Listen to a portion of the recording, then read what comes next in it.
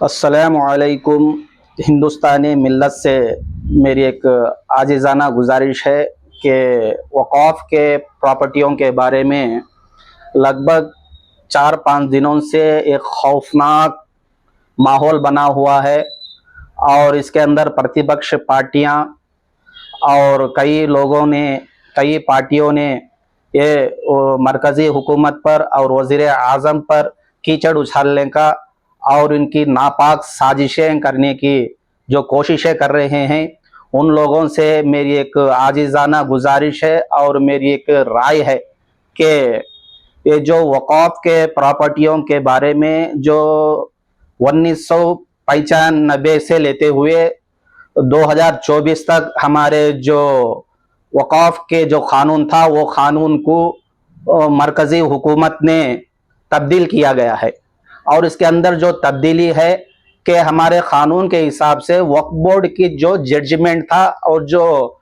इनकी अदालतें थे, वो अदालत को रद्द किया गया है और उसके जगह में हाई कोर्ट, सुप्रीम कोर्ट को मेंशन किया गया है और इसमें इनको दाखिला दिया गया है, क्योंकि इसके अंदर जो 1995 से लेते हुए 2024 तक सारे हिंदुस्तान में जितने भी प्रॉपर्टियां थे वक्फ बोर्ड के, ये कांग्रेस के हुकूमत में लगभग गैरों ने कब्जा किया गया है इस पे। मंगता तो एक बार फहरिस्त उठाकर देखें, जो तेलंगाना में जो वाईएस राजशेखर रेड्डी की हुकूमत में जितना गैरों ने वक्फ बोर्ड के प्रॉपर्टियों को जब्त किया गया है, जो कब्जा किया गया है, वो किसी और कौम नहीं किया गया।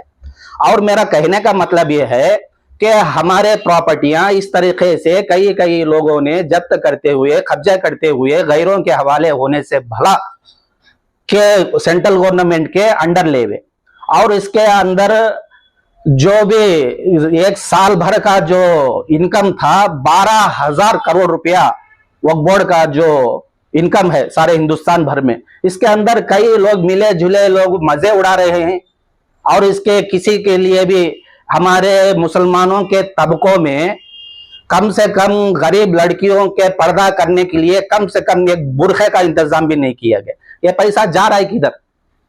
इसलिए मेरा कहने का मतलब है, ये वक़ाफ़ के प्रॉपर्टियों से किसी को भी गरीब तबकों के लिए फायदामंद नहीं है। हमको पूरा भरोसा, यकीन, एतबार है कि हमारे वजीर आजम नरेंद्र मोदी पर और उनके नारे पर सबका साथ, सबका विकास, सबका विश्वास, इस पर हमको भरोसा है, क्योंकि कई लोगों ने पापरगंडा ये फैला रहे हैं कि हमारे मस्जिदों को छीना जाएगा, हमारे मस्जिदों पर टैक्स लगाया जाएगा, हमको इबादत करने नहीं दिया जाएगा। इस तरीके से किस्म के बोल रहे हैं। मैं इस पर भी मिसाल देना चाहता हूं कि एनआरसी का जो बिल लेके आए हुए थे, जब भी इसी तरीके से पापरगंडा फैलाए, बोले डिटेंशन सेंटर में डाल देंगे, मार दिया जाएगा, काट दिया जाएगा, जायदादें छीन लिए जाएंगे, ऐसे किस्म के बोले। कुछ हुआ क्या? थोड़े बहुत घुसपैठियों लोगों को निकाल दिया गया है। ये कानून तो हमारे हिंदुस्तान में नहीं बल्कि गैर मुल्कों में भी इस कानून है घुसपैठियों के लिए। अगर मुसलमान देश में जाता तो भी निकाल देते हैं, वही कानून हमारा हिंदुस्तान में। गलती क्या है? और इसी तरीके से त्रिपुल तलाक का जो बिल लेके आए, त्रिपुल तलाक का बिल लेके आए, मियां बीवी में झगड़ा रख देंगे और मियां बीवी को एक से एक अलग इस किस्म के पापरगंडे फैलाए। वो एक त्रिपुल तलाक का जो कानून बना, वो कानून बन के रहा है, क्योंकि इसमें किसी को नुकसान नहीं होना है करके इसको त्रिपुल तलाक का बिल लेके आया। कई लोग हमारे दूसरे देशों से आकर हमारे माँ बेटियों को, हमारे बहनों को निकाह कर वो फोन में तलाक करके तलाक देते जा रहे थे। अब इस तरीके से करने से वो खौफनाक हैं। तो इसमें बेहतर किसका हुआ?